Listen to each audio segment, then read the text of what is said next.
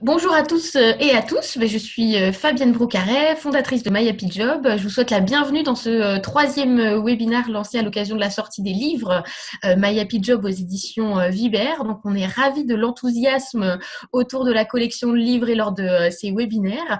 Aujourd'hui, on va faire le plein d'énergie avec Catherine Bory, qui est naturopathe et qui nous a fait le plaisir de signer un des livres de My Happy Job qui s'appelle Zen et en forme, qui va nous permettre de concilier sérénité et efficacité au travail. Donc, c'est tout ce qu'on demande en ce moment et on en a tous bien besoin après la période de confinement et vis-à-vis de la crise qu'on traverse actuellement. Pour ceux qui ne connaissent pas My Happy Job, c'est un média en ligne dédié au bien-être au travail et à la qualité de vie au travail que j'ai lancé en 2016 et je suis vraiment très contente et très fière que 4 ans plus tard, le site devienne aussi une collection de livres et les 4 premiers je dirais les 4 premiers tomes. Les 4 premiers bébés viennent de sortir fin mai, avec un peu de retard dû au confinement, mais du coup, on est encore plus content de les avoir en main maintenant, parce qu'on aura encore attendu un petit peu par rapport à leur sortie en mars. Et on est aujourd'hui ravis d'échanger avec vous. Donc, pour vous expliquer un petit peu le déroulement du webinaire, on va passer 1 heure ensemble. Donc, Catherine va nous faire une présentation à peu près de 20 minutes, plus ou moins, sur la thématique de son livre et nous expliquer un petit peu comment être zen et en forme en ce moment et que l'on soit en télétravail ou en reprise au bureau. Et après, l'idée, c'est d'échanger avec vous. Donc moi, ce que je vais faire pendant que Catherine fait sa présentation, c'est noter toutes vos questions. Donc vous pouvez nous les envoyer par le chat. Donc vous n'avez qu'à cliquer sur l'onglet Converser et ensuite vous pouvez nous poser les questions, soit qu'au conférencier, soit à tout le monde en mettant en bas conférencier et participants. Donc n'hésitez pas à nous poser plein de questions. C'est ce qui fait la richesse de ces webinaires, c'est de pouvoir vraiment vous répondre et qu'on échange. Et n'hésitez pas aussi à apporter vos témoignages. C'est toujours intéressant d'avoir d'autres réponses et d'autres partages d'expériences aussi. Donc servez-vous du chat pendant toute la durée du webinaire et moi je relayerai avec grand plaisir vos questions. Et si vous avez envie ensuite de partager ce webinaire, sachez qu'il sera disponible sur YouTube, ou si vous devez partir avant la fin, il sera sur la chaîne Vibert, enfin la chaîne YouTube de Vibert et la chaîne YouTube de My Happy Job. Donc n'hésitez pas après à le regarder et à le partager. Voilà, Catherine, je vais te laisser la parole pour une vingtaine de minutes. D'accord, merci. Merci Fabienne pour cette présentation. Du coup, je vais me présenter rapidement pour voilà, que tu saches un petit peu qui je suis. Je suis Catherine Bory. Et effectivement, je suis naturopathe et je suis spécialisée en cabinet dans la reconstruction après un burn-out. Donc, moi, j'accompagne des personnes qui ont fait un burn-out pour les aider à reprendre le travail. J'ai une autre casquette. Je suis aussi formatrice conférencière, plutôt spécialisée là, dans la prévention du burn-out, donc gestion du stress, et j'interviens en entreprise sur ces thèmes. Et donc, je suis l'heureuse auteure de Zen et en forme dans les collections My Happy Job, et je suis également co-auteure du livre Assuré après un burn-out avec Karine Difusco, voilà, qui est sorti l'année dernière. Et du coup, voilà, je suis très très fière de présenter Zen et en forme parce que c'est quand même un livre c'est un projet qui est de longue date. Voilà, et on est un petit peu bloqué sur la sortie. Donc voilà, c'est une grande joie pour moi de vous présenter le contenu du livre. Donc, je vais vous montrer tout ça. Je vous ai fait une petite présentation rapide. Et puis l'idée, c'était effectivement de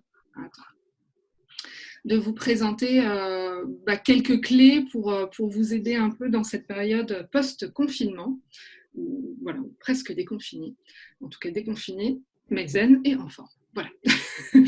Le constat duquel je suis partie et puis que je peux voir en cabinet ou en formation, c'est que finalement, on est un peu tous aujourd'hui coincés, encore plus en confinement, on a tous été coincés derrière nos ordinateurs.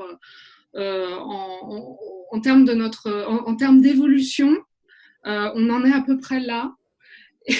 Et voilà, on est statique, bloqué, et on travaille perpétuellement sur les écrans et de plus en plus stressé, potentiellement de plus en plus fatigué.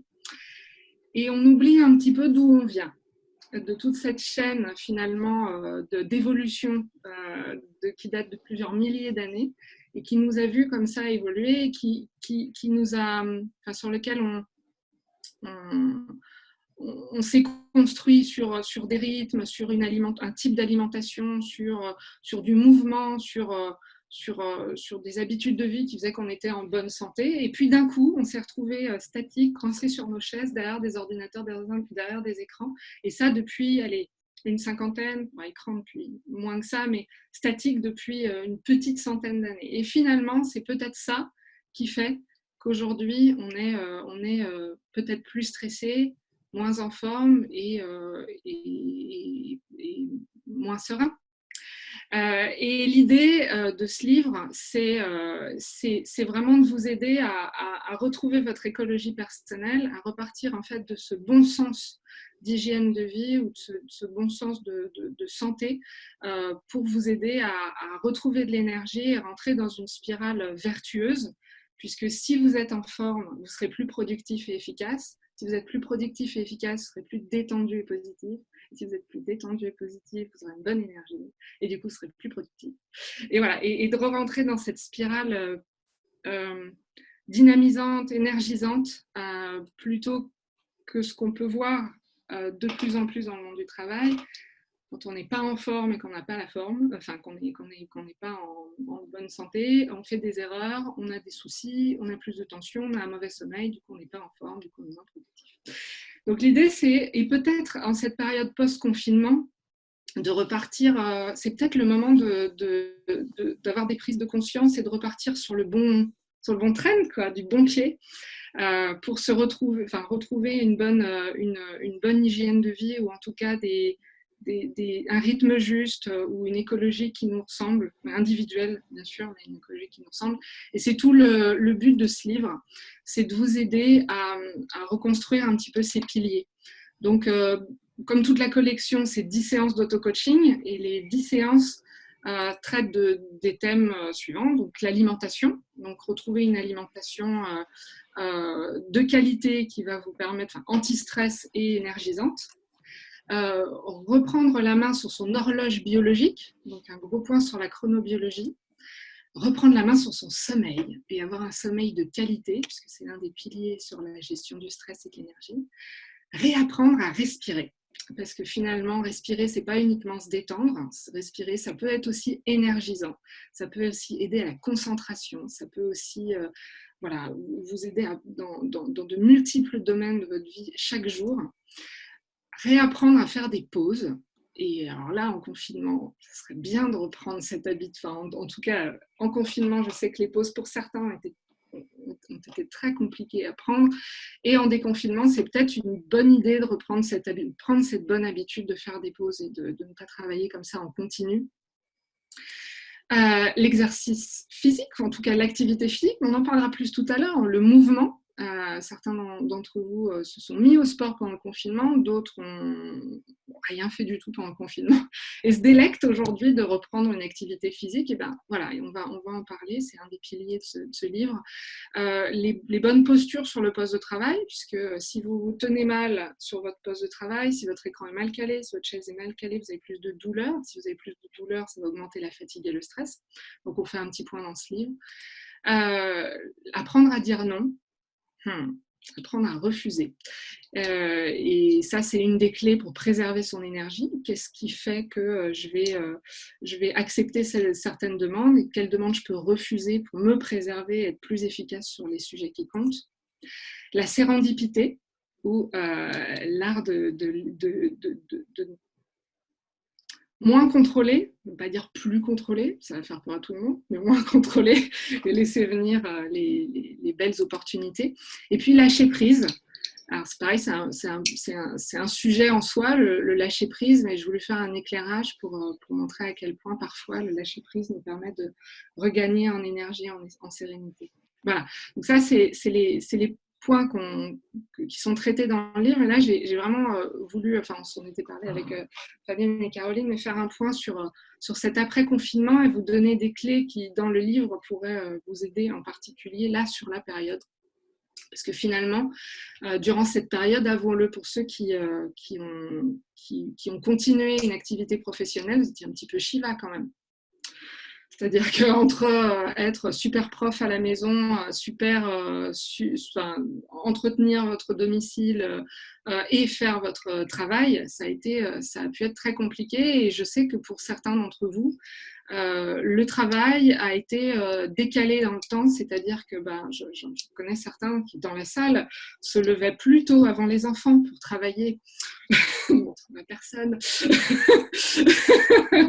Voilà, donc qui du coup dormait moins, se levait plus tôt, travaillait avant le lever des enfants, s'occupait des enfants, remettait ça un petit peu au travail, s'occupait de nouveau des enfants et du coup retravaillait tard le soir au moment où tout ce petit monde était couché. Et ça fait quand même des journées à rallonge. D'autres personnes, au contraire, ont complètement été déconnectées de leur rythme parce que peut-être moins de travail ou peut-être moins de contraintes finalement, et on se sont levés un peu à n'importe quelle heure, ont moins mangé ou fait des repas à n'importe quel moment, et puis du coup ont décalé le coucher parce que tu comprends, il y a cette nouvelle série sur Netflix et où j'ai pas, finalement je m'en ferais bien tout Game of Thrones, et du coup on décalait comme ça les rythmes, et finalement ça devient une vraie problématique aujourd'hui.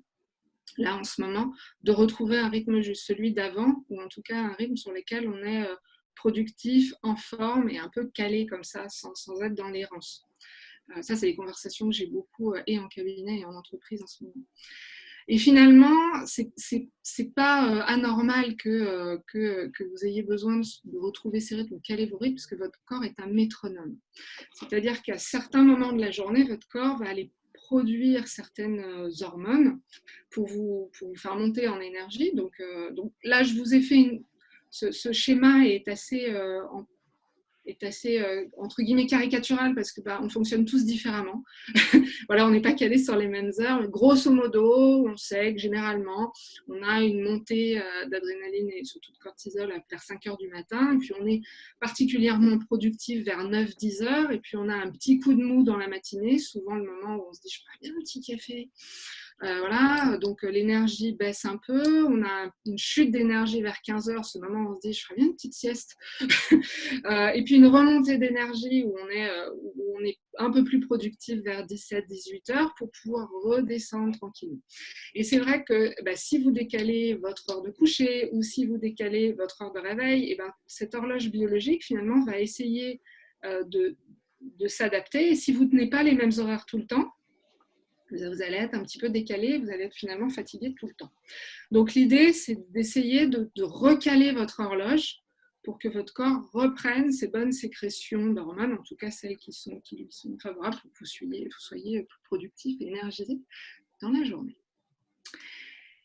Et finalement, retrouver ces rythmes, on va peut-être en profiter là, je sais pas, vous avez peut-être, je ne sais pas si certains d'entre vous ont observé finalement qu'ils avaient des rythmes, le fait de se sortir du monde du travail et ce côté, sortir du monde du travail, non, mais le fait de ne pas aller au boulot et de ne pas être timé sur ce côté métro-boulot-dodo, certains se sont peut-être rendus compte qu'ils étaient finalement plutôt productifs le soir et d'autres plutôt productifs le matin.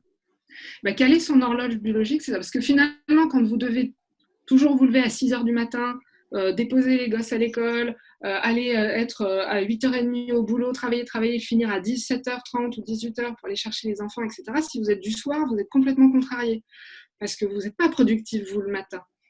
Et puis, peut-être que d'autres on se sont rendus compte pendant le confinement que en se couchant tard et en se levant tard, ils étaient absolument pas productifs le soir, et puis que finalement, ils n'arrivaient pas vraiment à bosser le matin parce qu'ils se levaient trop tard.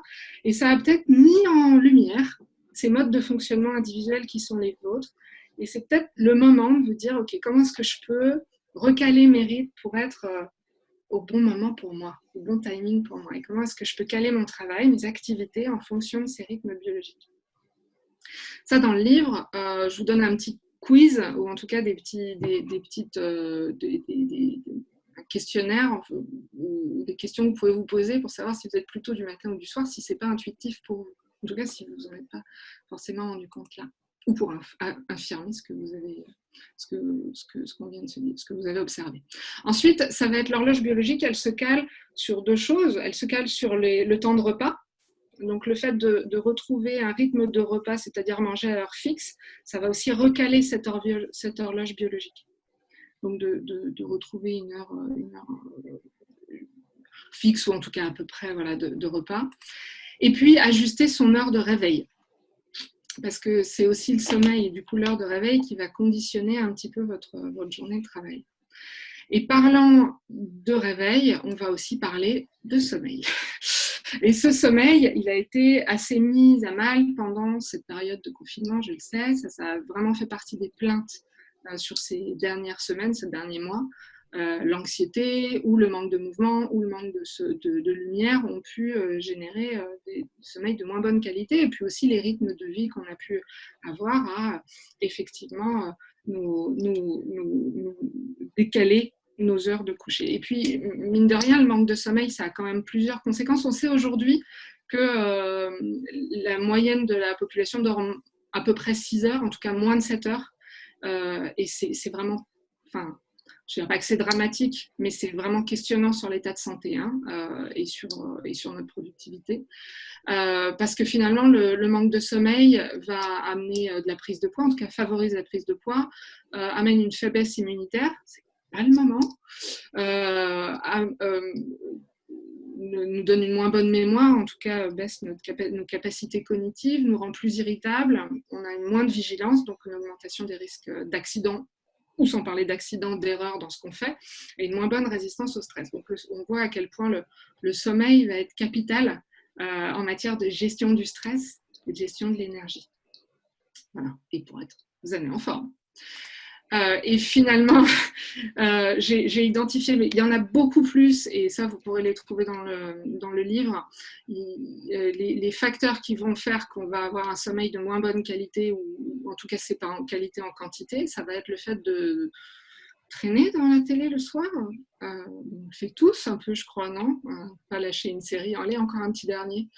Le fait de travailler au lit, de travailler tard, ou de couper les écrans vraiment juste avant de dormir, et puis les réseaux sociaux avant de dormir. Allez, un dernier petit coup sur LinkedIn, et puis j'éteins. Il n'y a pas une dernière story sur Insta, là, et puis je me couche. Et c'est toutes ces habitudes, finalement, nos écrans entrés, quand les écrans entrent dans la chambre, c'est souvent un sommeil, c'est souvent signe d'un sommeil de moins bonne qualité, ou en tout cas en moins bonne quantité. Donc on va faire en sorte d'arrêter ça, ou en tout cas de le limiter, ou en tout cas de veiller et voir quel est l'impact sur nous et comment on peut faire pour faire différemment. Et du coup, je vous donne 3 techniques là. Ça va être d'essayer au maximum, et il y en a plus dans le livre, ça va être de caler son heure de coucher en fonction de son heure de réveil. Parce qu'effectivement, juste avant, je vous ai dit, calez-vous sur une heure de réveil. Si vous calez votre heure de réveil à 7 heures, alors que vous avez pris l'habitude de vous lever à 9 heures, mais que vous continuez à vous coucher à 1 heure du matin, mécaniquement, vous avez perdu 2 heures de sommeil. Donc, si vous savez que vous avez besoin d'à peu près 8 heures de sommeil, et dans le livre, je vous ai mis un exercice pour savoir à peu près en tout cas un tableau à remplir pour savoir de combien d'heures de sommeil vous avez besoin, parce qu'on n'est pas tous fait pareil. Si vous savez que vous avez décidé de vous lever tous les jours à 7 heures, parce que dans votre organisation, pour recaler votre horloge biologique, c'est juste pour vous, eh bien, vous allez devoir caler votre heure de coucher pour dormir suffisamment. Donc, on va aller se caler une heure de coucher. On va être attentif aux signes. Les bâillements, les yeux qui piquent, la baisse d'attention sont des signes qu'il faut aller se coucher, pas des signes qu'il faut regarder un épisode supplémentaire. Ça, c'est vraiment des choses auxquelles il faut faire attention. Et puis, favoriser les activités de détente le soir. Tout ce qui va susciter l'attention ou stresser avant de dormir vont être source de potentielle rumination. Donc tout ce qui est travail, tout ce qui est mauvaise nouvelle, tout ça on évite à partir d'une certaine heure. Pas mal d'arrêter vers 19 heures, voilà, pour se laisser un sas de décompression et laisser la place au sommeil. Et qu'est-ce qui favorise aussi un bon sommeil ? L'activité physique, bien sûr. Ah, l'activité physique. Alors, c'est bien, il y a une prime vélo en ce moment. Retape ton vélo ou achète un nouveau vélo. Et vraiment, moi, ça m'arrange. Alors, ça m'arrange. Je pense que c'est bien pour tout le monde. Souvenez-vous de cette chaîne de l'évolution que je vous ai montrée au début de la présentation. Finalement, ce qui nous fait défaut aujourd'hui, beaucoup, en plus de l'alimentation, etc., c'est le manque de mouvement. Nous sommes de plus en plus statiques. Et nous sommes faits pour bouger. Nous ne sommes pas nés avec une chaise sous les fesses. Nous avons 2 jambes, nous sommes faits pour bouger. Et finalement, nous ne bougeons pas assez. Et c'est pourtant le mouvement a plusieurs bienfaits, et liste non exhaustive ici pour aller vite, vous pourrez les trouver dans le livre. D'un point de vue physique, il va avoir un impact sur notre sommeil. Si nous bougeons, nous dormons mieux, c'est un fait avéré scientifiquement. L'activité physique, en tout cas le mouvement, soulage les tensions. Donc, tout ce qui va être trouble musculo-squelettique lié à une posture statique vont être améliorés par le mouvement. Et il réduit aussi l'impact du stress parce que quand vous êtes stressé, vous accumulez un petit peu une énergie qui ne sort pas, et le mouvement permet de libérer cette énergie et du coup de nous apaiser physiquement. D'un point de vue émotionnel, il permet de bien gérer les émotions, de diminuer l'anxiété. Si vous êtes d'un tempérament anxieux, le mouvement devrait sacrément vous aider. Puis ça augmente l'estime de soi, parce que plus on en fait, plus on arrive à en faire, et plus on se sent satisfait. Et puis, d'un point de vue mental, le mouvement est avéré, des scientifiques ont pu montrer que le mouvement nous permet de structurer nos idées. Ça a dû vous arriver sans doute de réfléchir sur un sujet pendant des heures et des heures et des heures, et puis de ne pas y arriver, et puis de sortir le chien, et puis de revenir en disant « Mais non, c'est ça qu'il faut faire !» Juste, on a fait le tour du pâté de maison. Bon, on a bougé. Voilà. Ça apaise aussi le mental, le fait d'être en mouvement, ça va canaliser un peu ces idées en boucle comme ça, ou ces ruminations qu'on peut avoir perpétuellement, et puis ça améliore nos capacités cognitives, concentration notamment. Donc on voit à quel point le fait de bouger va nous aider à être performants et en forme, en tout cas plus serein. Voilà. Alors je vous dis mouvement, je vous dis bouger, je vous dis activité physique. Et là, j'en sens certains d'entre vous penser, mais moi, j'ai pas tellement envie de me mettre au sport 5 heures par semaine, c'est pas mon truc. En fait, il y a bouger et bouger. Il y a activité physique et sport. Il ne s'agit pas de se dire, ok, je vais rester statique à mon bureau pendant toute la semaine. Par contre, je vais tout de...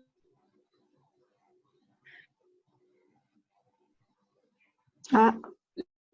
C'est vrai, oui. Qui dit ah non c'est bon. L'idée ça va vraiment être d'avoir une activité physique régulière, et quand on parle d'activité physique c'est juste de faire des activités qui vous mettent en mouvement. Donc son ménage est une activité physique par exemple, mais aussi monter les escaliers, faire du vélo pour faire des courses, faire de la marche à pied. Tout ça, sauf faire du jardinage, jouer à cache-cache avec les enfants, tout ça c'est autant d'activités physiques. Et ce qui se différencie vraiment de l'activité sportive qui, elle, va augmenter le rythme cardiaque, augmenter les masses musculaires, etc.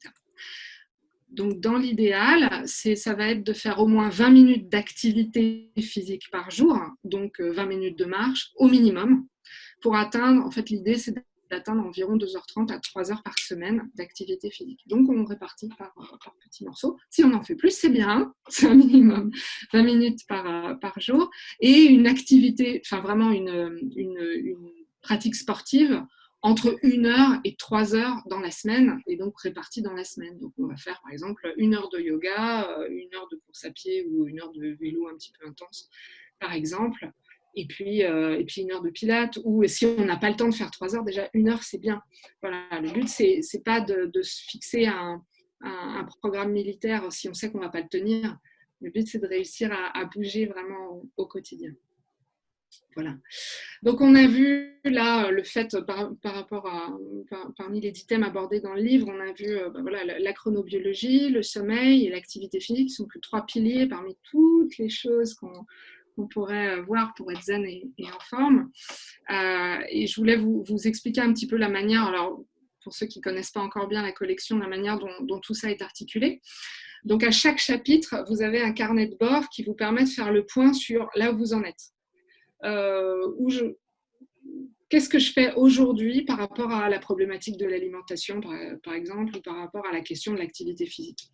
Qu'est-ce qui se passe pour moi? Donc, je vous ai mis une petite liste de questions. Ensuite, il y a un témoignage ou l'histoire de quelqu'un pour qui ça ne se passe pas super. Ça nous arrive à tous, vraiment à tous. les histoires que je raconte.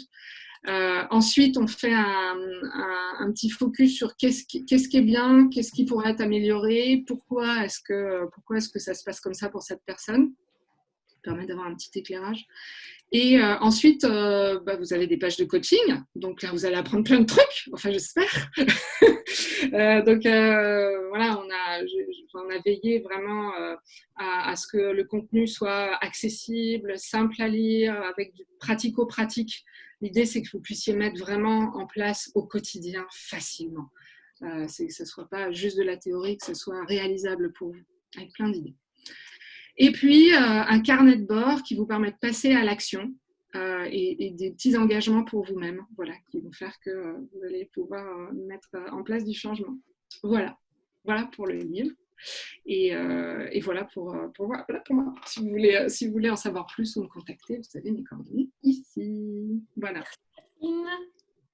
Du coup, alors ce que je trouve intéressant avec ton thème, c'est qu'on est vraiment en lien aussi avec les autres livres de la collection, parce qu'avec Christophe Deval, on a parlé parmi les soft skills de l'énergie, qui était aussi une base. Si on n'est pas en forme, en effet, c'est compliqué pour développer ses autres compétences. On en a parlé aussi avec Franck Pagny, avec le management sur le besoin de prendre soin de soi et de prendre soin des autres aussi, de son équipe. Et on en parlera, je n'en doute pas, jeudi avec Diane, quand on va parler des rythmes de vie, de la conciliation vie pro-perso et du slow working. Donc, c'est vraiment, je dirais, le central par rapport à tous les sujets qu'on aborde. Et alors, il y a beaucoup de questions. Donc, ce qu'on va essayer de voir parmi toutes les questions qu'il y a, déjà, tu as employé l'expression d'écologie personnelle. Oui. Comment est-ce que tu définis l'écologie personnelle? C'est quoi? Alors, moi, j'utilise une métaphore, je vais aller assez vite, ça va être très, très clair. Vous voyez l'agriculture intensive, vous voyez l'agriculture biologique ou biodynamique. En agriculture intensive, on part sur un système de surproduction. Et c'est un peu, selon moi, voilà l'image que j'utilise, c'est un peu le système dans lequel on se trouve aujourd'hui, c'est-à-dire qu'on est dans un système où on se lève le matin, c'est comme si on appuyait sur le bouton on, on surproduit, et puis on se couche le soir parce qu'on est exténué et puis on n'y arrive plus. Et c'est un peu pareil en agriculture intensive. L'idée, c'est on plante, on surproduit, on laisse pas de pause, on laisse pas de temps de jachère, on y va, et puis au bout d'un moment, la terre, elle est exténuée, épuisée, et on n'arrive plus à faire pousser quoi que ce soit. Ce sera un peu le burn-out, quoi. Voilà. L'idée du développement durable de soi-même ou de l'écologie personnelle, c'est de remettre un peu de rythme, de bon sens là-dedans. Donc, effectivement, d'avoir des temps de repos, d'avoir des temps d'alimentation, d'avoir des temps de suivre un peu les rythmes des saisons, d'écouter un peu plus ce qui est bon pour nous. Voilà, l'écologie, ce que je mets derrière le terme d'écologie personnelle, c'est retrouver ce qui est juste pour nous dans notre conditions de mammifère un petit peu, voilà, moderne. Voilà ce que je mets. Est-ce que c'est clair ou pas du tout? Très clair. Et par rapport au rythme, si on est complètement perdu et qu'on ne sait pas si on est plutôt du matin ou du soir, qu'est-ce que tu nous conseilles comme premier pas pour identifier un petit peu notre rythme? C'est de s'observer au quotidien? Voilà, ça va être d'observer un petit peu. Déjà, repartez un peu de ce que vous avez fait, ce que vous étiez dans l'enfance. Est-ce que vous étiez plutôt à vous coucher avec les poules et être debout à 6 heures du matin? Vos parents râlaient d'ailleurs, parce que c'était beaucoup trop tôt. Ou est-ce que vous étiez plutôt à sauter sur le lit à 23 heures? Déjà, ça vous donne une bonne indication de si vous êtes du matin ou du soir. Et ensuite, ça va être de regarder, est-ce que vous êtes plutôt super frustré à 18 heures parce que vous êtes obligé de quitter le travail, parce qu'enfin, vous aviez réussi à vous concentrer? Ou est-ce que, non, en fait, c'est le matin à la fraîche pour moi. Donc, c'est de regarder un petit peu comment est-ce que vous fonctionnez et de recaler vos rythmes. Et là, les vacances, si certains d'entre vous prennent des vacances, vont vraiment vous permettre de recaler ça. Laissez-vous vivre et regardez comment c'est plus facile pour vous. Et est-ce qu'on peut être du matin et du soir? Alors en naturopathie, on appelle ça de la dystonie. Oui, on peut être du matin et du soir. C'est-à-dire qu'en fait, on n'est pas naturellement du matin et du soir, c'est qu'on s'est forcé à être du matin et du soir. Donc, c'est-à-dire qu'on a du mal à arrêter. Ou alors, vous êtes de ce type de personne qui n'arrivait à dormir que de 4 heures. Et du coup, en fait, il suffit de dormir peu ou de se reposer, de faire une micro-sieste dans la journée et hop, c'est reparti. Parce que vous avez des temps de récupération, des flash récupération hyper efficaces. Voilà. Sinon, vous pouvez être du matin et du soir, mais ça veut dire que les temps de repos ne sont pas voilà, c'est-à-dire que vous n'êtes pas vraiment à l'écoute de vos besoins en termes de repos, je pense. Et par rapport à l'heure du coucher, est-ce qu'il y a une plage horaire qui est quand même recommandée ou est-ce que ça peut vraiment être très variable? Je ne sais pas, moi, quand j'étais petite, on me disait que les heures avant minuit étaient plus importantes que les autres. Voilà. Est-ce qu'il y a une heure de coucher qui est recommandée ou pas du tout? Alors oui, normalement, les heures avant minuit, 22 heures, c'est mieux. Bah, regardons comment nous avons vécu pendant des milliers d'années. C'était calé sur la lumière. Donc en clair, on n'avait pas de lumière, on avait des petites bougies, on éteignait la clope et puis c'était fini. Enfin voilà. Aujourd'hui, on décale aussi parce qu'on n'a plus ces rythmes-là liés à la nature, en fait. Donc oui, il s'agirait de se coucher avant minuit. Mais si vous n'y arrivez pas pour tout un tas de raisons, il s'agirait surtout de dormir suffisamment. Donc, peut-être plus intéressant de se coucher à 1 heure parce que vous n'arrivez pas à dormir de toute manière ou parce que vous ne pouvez pas pour X raisons, votre rythme de travail, etc. Mais par contre, de veiller à bien dormir plus de 7 heures. En tout cas, si vous avez besoin de plus de 7 heures. Ouais. Par rapport à ces rythmes dont tu parlais, par rapport au sommeil, qu'est-ce que peut nous apporter la sophrologie, par exemple? De la détente. Apprendre à reprendre contact avec son corps et être moins dans sa tête, voilà, et apprendre à nous détendre, reprendre contact avec ses muscles, enfin voilà, savoir où sont les points de tension, savoir les détendre et savoir lâcher le mental surtout. Et quelqu'un nous disait, quand les premiers signes du sommeil arrivent, je vais me coucher, mais quand j'éteins la lumière, c'est fini, je n'arrive pas à dormir. Voilà. Donc, qu'est-ce que cette personne peut faire? Est-ce que justement un exercice de sophrologie, de respiration, qu'est-ce qui peut nous aider à pas à se relever et à réussir à dormir plutôt? Alors, ce qui se passe souvent, c'est j'ai les yeux qui piquent, oh, je vais dormir, oh, j'ai besoin de dormir, j'arrive pas à dormir, j'arrive pas à dormir. Pourquoi j'arrive pas à dormir? C'est nul, putain, je t'ai crevé il y a 2 minutes. Et le mental est reparti à ce moment-là. Et du coup, vous êtes stressé parce que vous n'arrivez pas à dormir. En plus, la naturopathe, elle vient de vous dire qu'il fallait dormir 7 heures. Donc là, c'est mort. Donc voilà, déjà, c'est d'essayer au maximum de lâcher le mental. Donc des exercices de respiration vont vraiment être favorables à ça. Donc vous pouvez utiliser la cohérence cardiaque, qui est sans doute l'exercice le plus connu, mais vous avez des applications, je viens de vous dire de ne pas utiliser l'écran, en tout cas vous entraînez en journée pour prendre ces rythmes respiratoires-là, et je vous en ai mis également dans le livre, voilà, pour vous aider à... La respiration, c'est vraiment une des meilleures techniques pour reprendre contact avec son corps et lâcher le mental, d'être dans l'ici maintenant. Alors, on a plusieurs questions par rapport au burn-out. Déjà, quels sont les signes qui doivent nous alerter qu'on glisse doucement mais sûrement vers le mur du burn-out? Qu'est-ce qui doit, à quoi on doit faire attention, surtout après, si on a eu une période très intense là niveau travail et certains gèrent, nous disaient encore l'école à la maison. Donc, du coup, qu'est-ce qui doit nous alerter? Ce qui doit vous alerter, c'est le manque de sommeil, c'est-à-dire plus réussir à dormir ou vraiment pas réussir à vous endormir et vous lever hyper tôt ou avoir des nuits entrecoupées. Quand le sommeil est perturbé, c'est signe que déjà le système nerveux est un petit peu en tension. Le fait de ne pas réussir à faire des pauses, le fait de ne pas réussir, que les vacances ne suffisent pas à vous reposer, enfin à vous recharger, le fait que le mental ne lâche jamais, vous soyez toujours, et la recherche perpétuelle de perfection ou d'hyper-performance, ou le fait de dire non mais moi je peux pas arrêter, moi je suis indispensable, sans moi ça marchera pas, sans moi je peux pas lâcher, voilà. Ça c'est des signes qui peuvent vous alerter, en tout cas qui sont, quand vous prenez conscience de ça, de vous dire ok, wow, qu'est-ce que je peux mettre en place pour prendre soin de moi, et peut-être baisser un petit peu la barre si c'est possible, et profiter, si vous pouvez, là, de prendre des vacances pour vous reposer sans en faire, être sur le même rythme. On va faire des vacances, on va faire des vacances studieuses, je vais refaire l'école à la maison parce que ils ont perdu plein de temps à l'école, et en plus de ça, on va faire des visites. Tiens, on va visiter la France. On se repose là. Est-ce que le corps aussi peut nous alerter si, je ne sais pas, j'ai plus souvent des maux de tête, plus souvent mal au dos, est-ce que ça aussi, c'est des signes qu'il faut Oui. surveiller?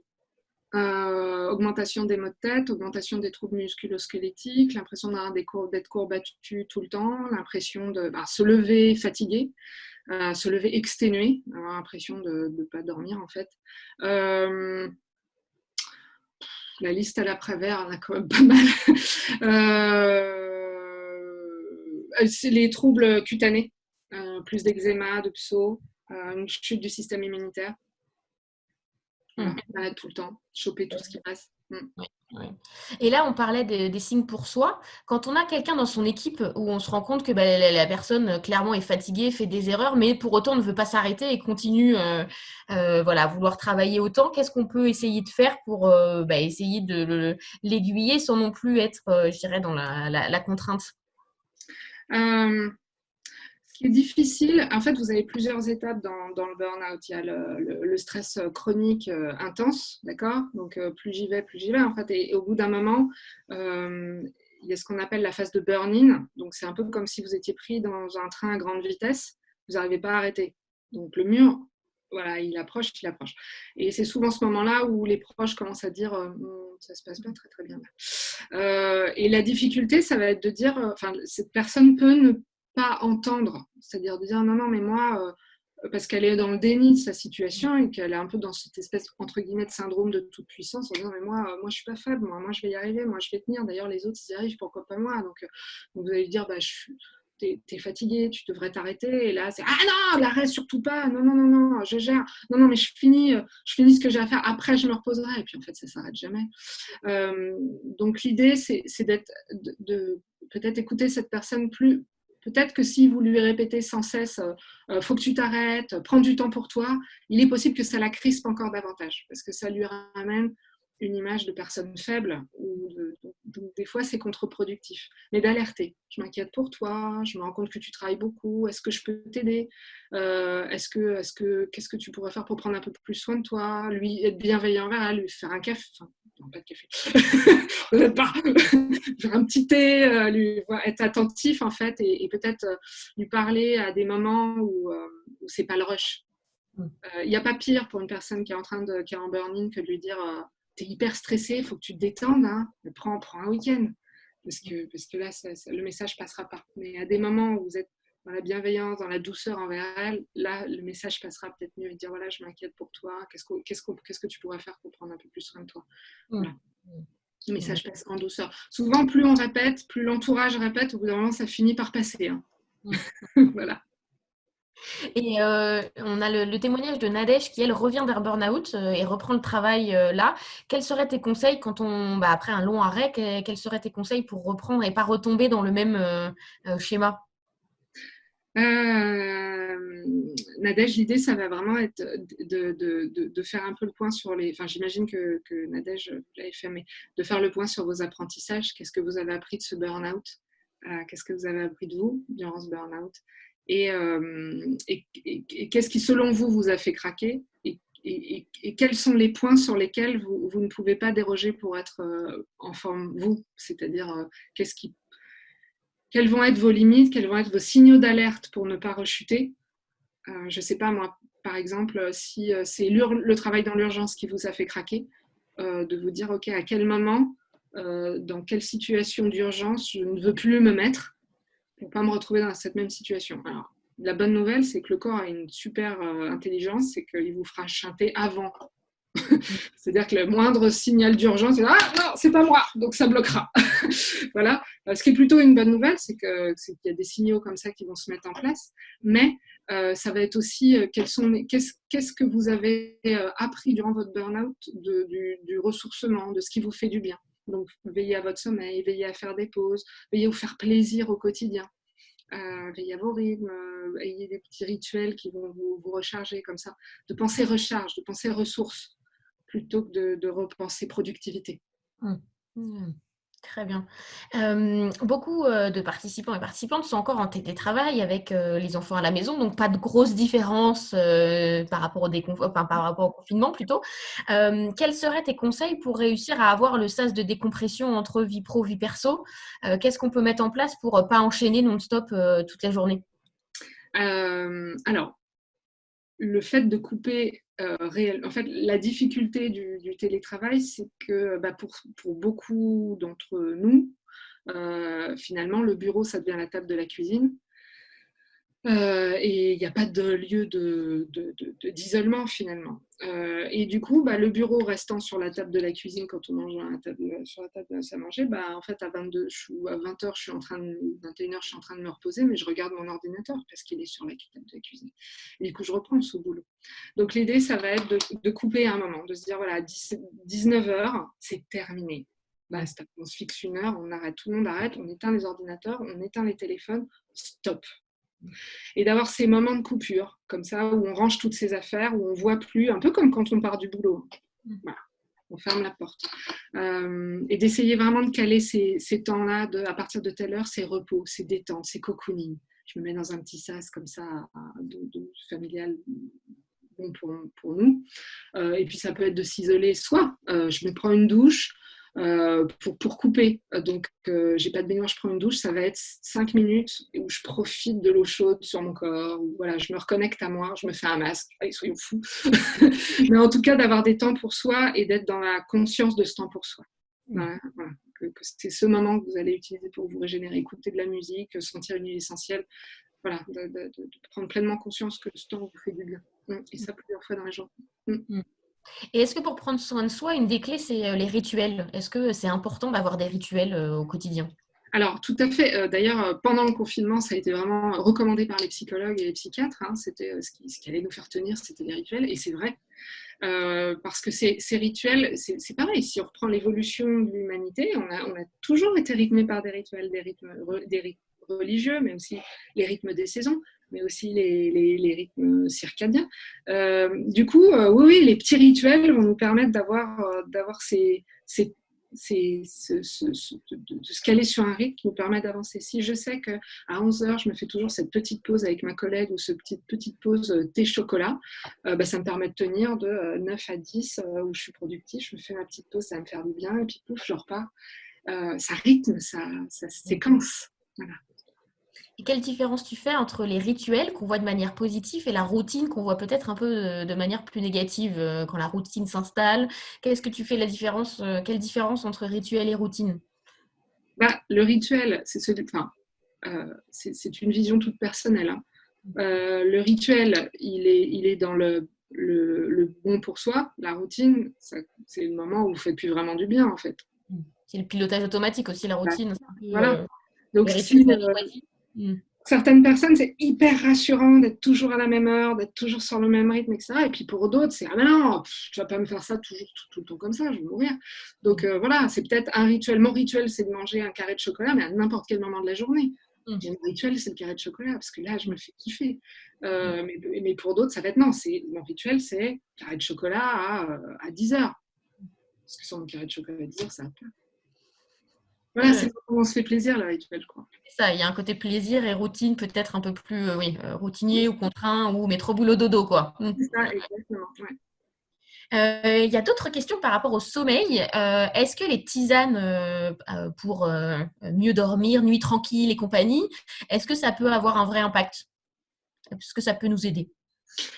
Oui, ça dépend juste de l'état d'anxiété, l'état nerveux dans lequel vous êtes.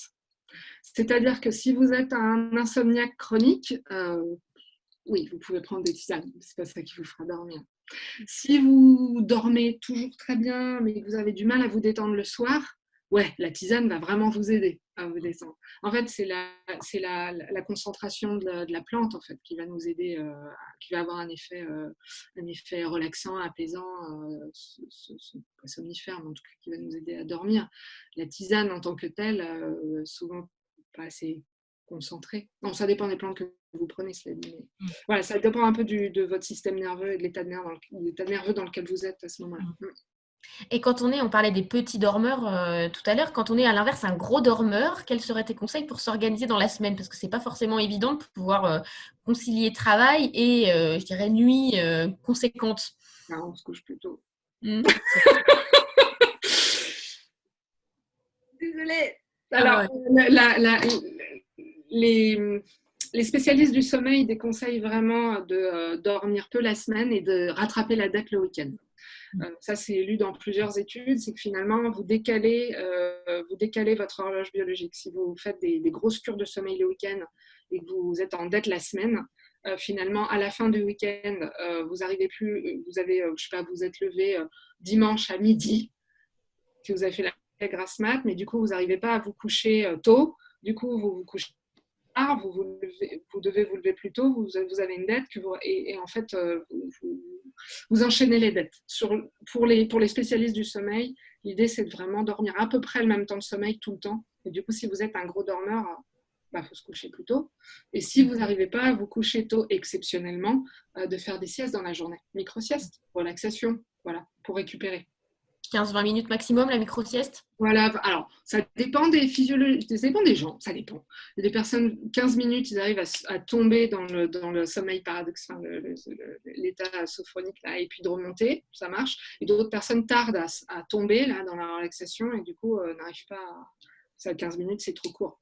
Donc, tester un petit peu. Dans le livre, il y a un exercice là-dessus pour tester son temps de sommeil optimal, enfin de micro-sieste optimale.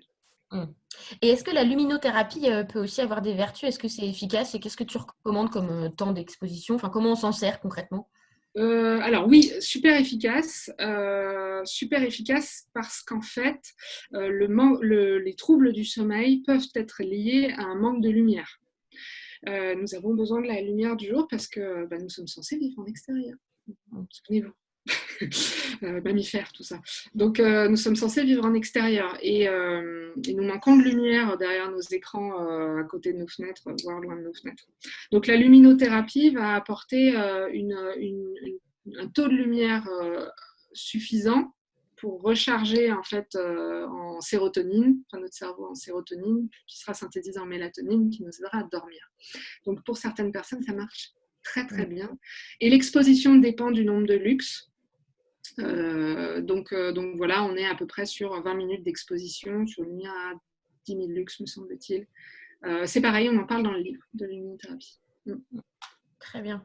Et on a une question par rapport au sommeil. Quand on est en couple et qu'on a des rythmes très différents, comment réussir à faire pour s'organiser? Est-ce que chacun doit faire un compromis ou est-ce que le sommeil, c'est chacun son sommeil et c'est comme ça? Je ne sais pas, ça dépend de vous.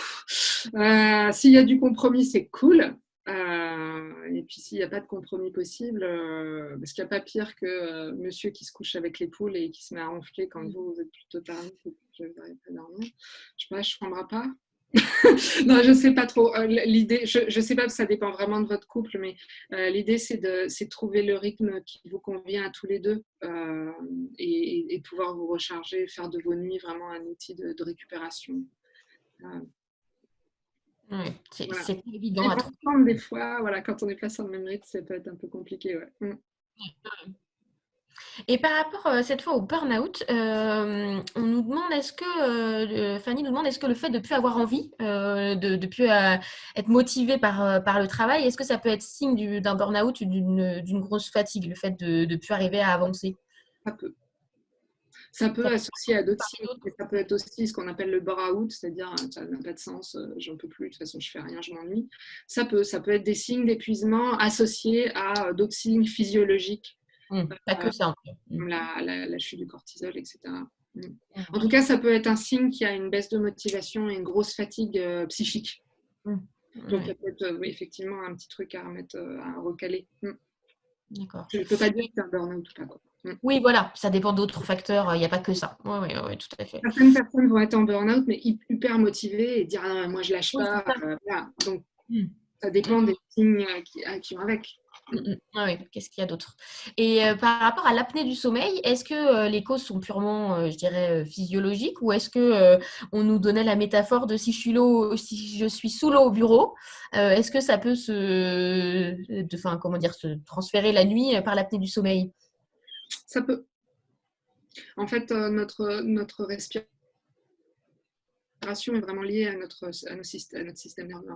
Donc, vous pouvez avoir pris l'habitude d'être en apnée tout le temps, de pas bien respirer. Et ayant, du coup, étant un petit peu tendu, que ça ait un impact sur la qualité de votre respiration la nuit, peut-être un peu plus en blocage émotionnel comme ça.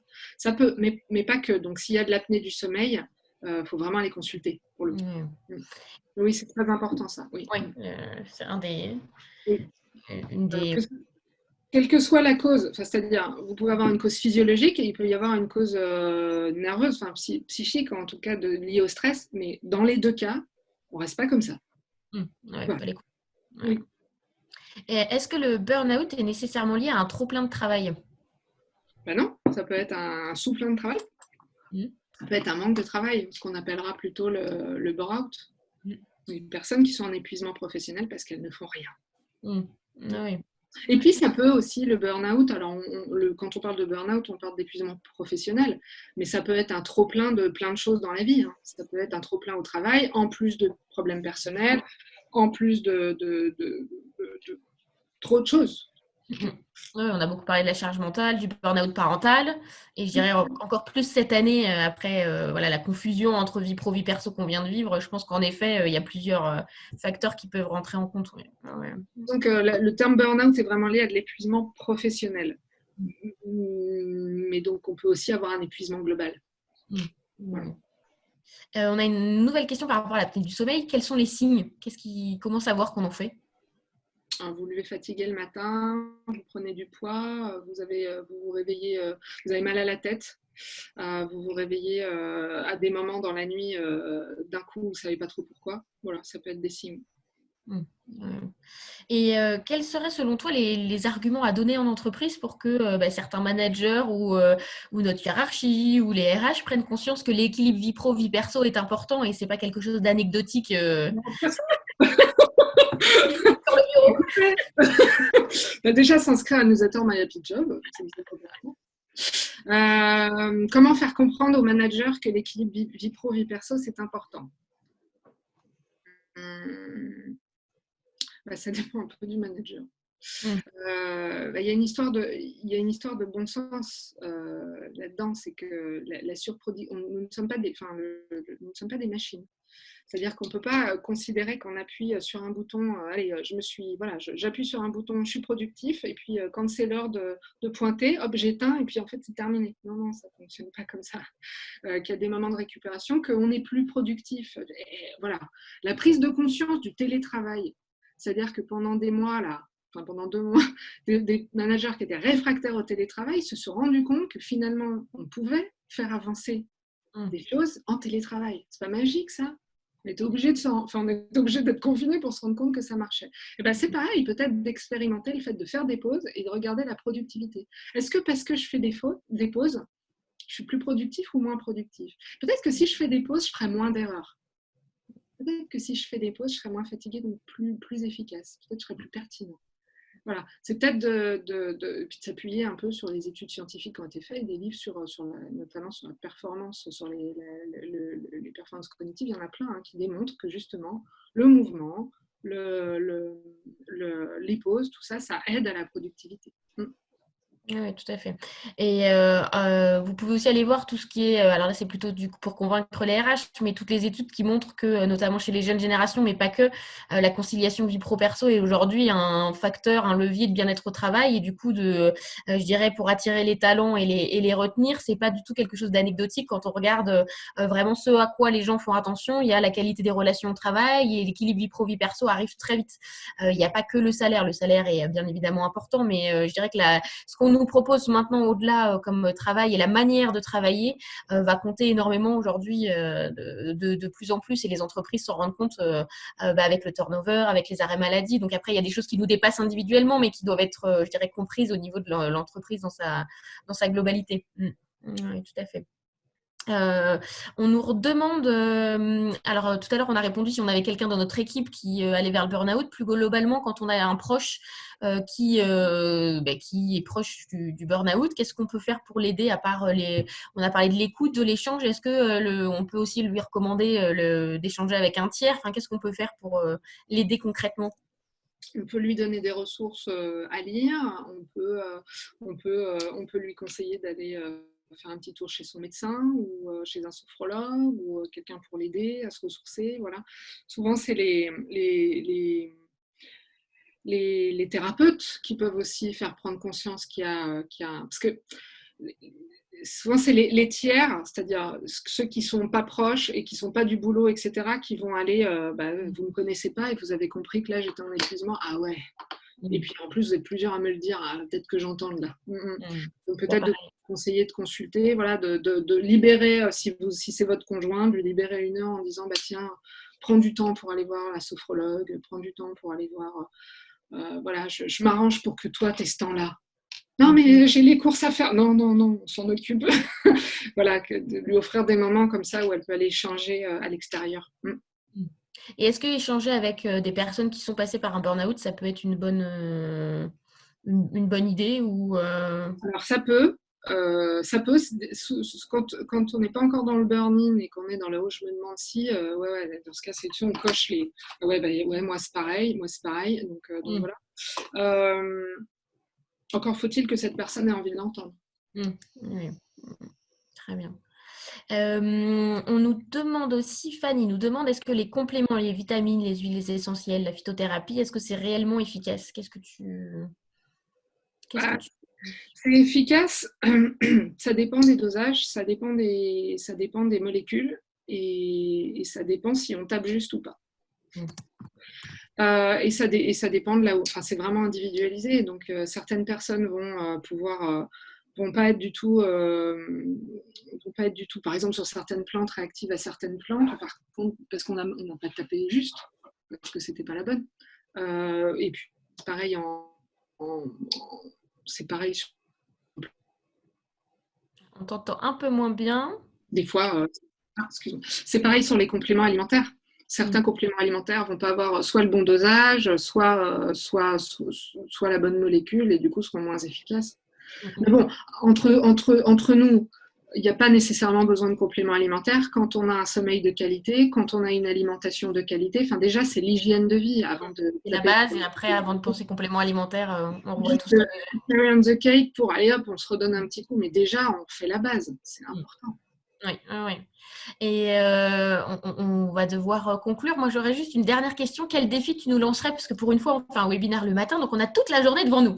Donc, du coup, qu'est-ce que tu nous lancerais comme défi pour peut-être gagner en sérénité, en zénitude, en forme aujourd'hui?